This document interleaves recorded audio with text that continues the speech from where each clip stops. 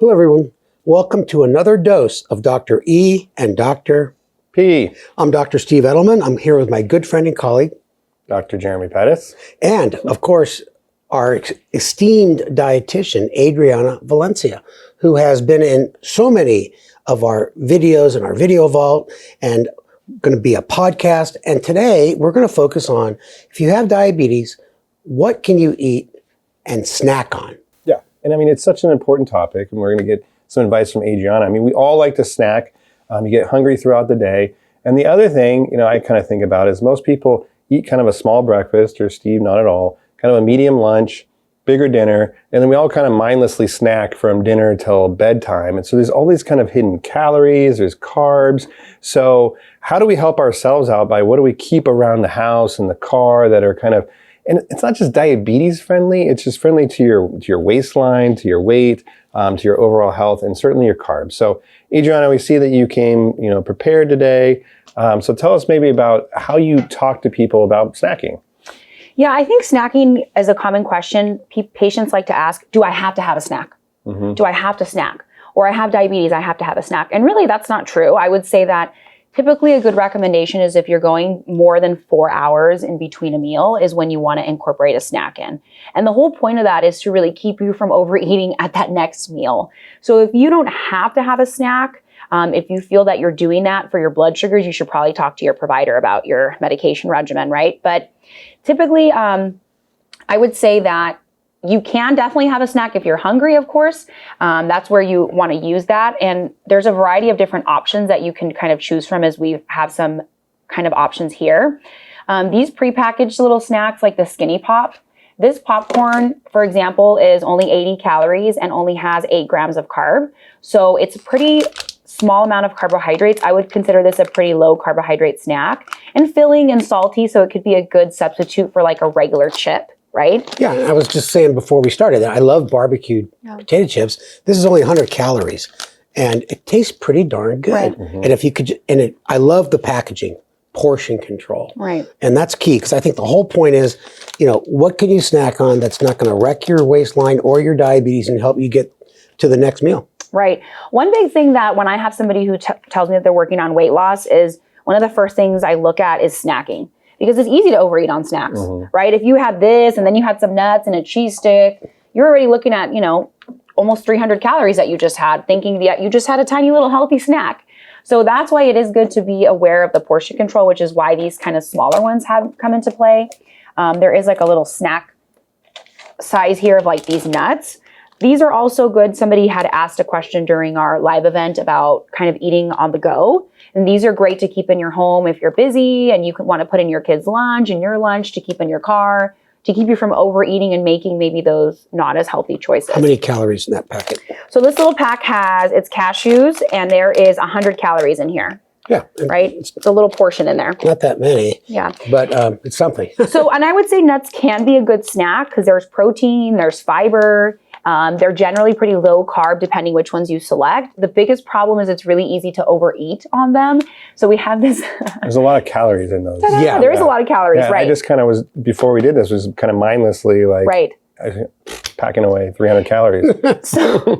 So for example, this is mixed nuts here, right? And if you have a quarter cup, close to this size, it's about 170 calories and 6 grams of carb. Good Lord. So really, it's easy to eat like 3 or 4 of these if you're not, being careful. Yeah. So I would really suggest if you wanted to buy this pack of nuts, this is probably actually more economical than buying these kind of portion ones. You could always purchase this and put them in little baggies. That way you already have the portioning done, ready for you to go. And eat while you're filling them up. So that's kind of a good thing I would tell patients to try doing. One for me, one for the bag. Yeah. But you know what?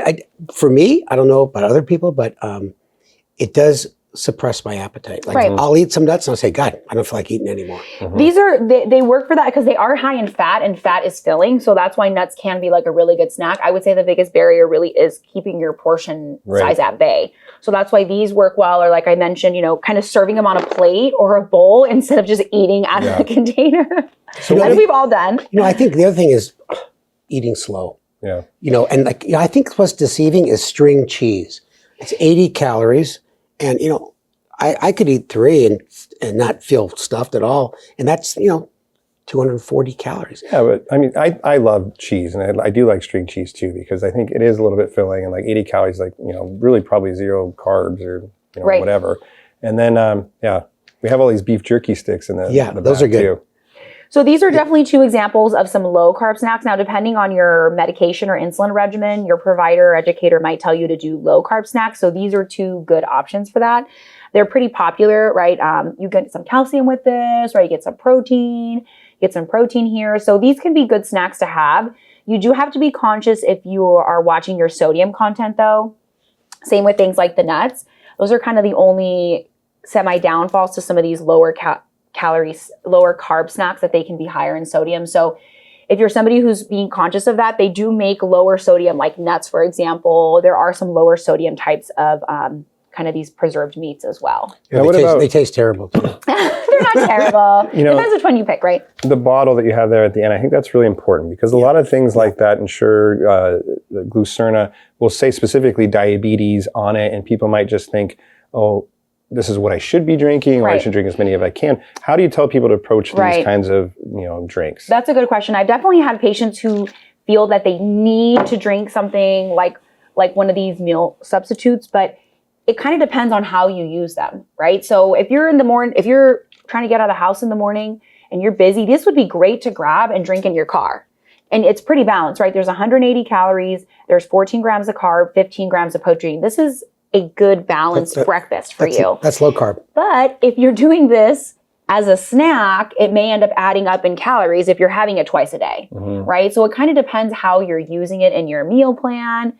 This obviously 180 calorie snack could be better than having a big bag of chips. So it kind of depends how you're using something like the Glucerna, but it can definitely be a good part of a healthy eating regimen, I would say.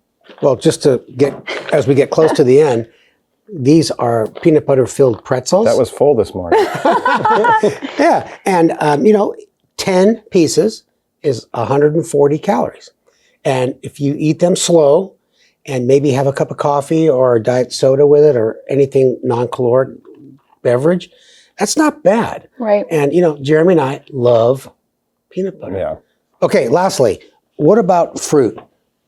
What about eating a big old apple that might be filling, have a lot of fiber in it? Yeah, fruit can definitely be a part of a healthy diet. I would say that for fruit, you want to consider pairing your fruit with some kind of protein. So like ideally you would do like half of an apple with your string cheese, right? You're looking at more of a carb protein balance, and it's not going to spike your blood sugar as rapidly, and it's going to keep you full longer.